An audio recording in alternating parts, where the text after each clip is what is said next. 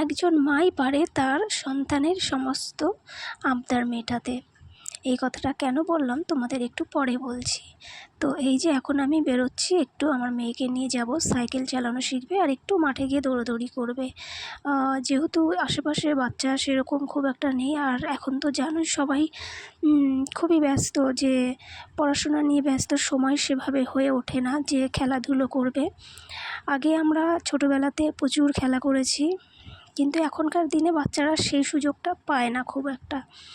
তো চলো, এই যে চলে এসেছি এই মাঠের কাছে, আর দেখো ও নিজেই একা একা দৌড়চ্ছে।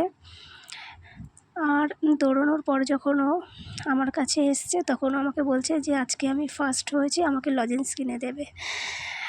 তো দেখো, আমরা এখন হয়ে গেছে, এখন বাড়ির দিকে যাচ্ছি। তো কথাটা আমি বললাম, আমার মেয়েকে তো দেখেছো, ওই যে ওই ফুলগুলো, মালতী ফুল না কী যেন ফুল, খুব একটা মনে নেই, এই ফুলগুলো দিয়ে ওকে সাজিয়ে দিয়েছি। তো ওর খুব ইচ্ছা ছিল যে এই ফুলগুলো দিয়ে নিজেকে সাজবে। আমি ওকে একদিনকে গল্প বলেছিলাম যে আমি ছোটোবেলাতে এই ফুলগুলো দিয়ে খেলা করেছি। তো সেই থেকে আমার মেয়ের খুব ইচ্ছা ছিল যে এই ফুলগুলো দিয়ে ও সাজবে। তো আজকে সেই ইচ্ছাটাও পূরণ করে দিলাম।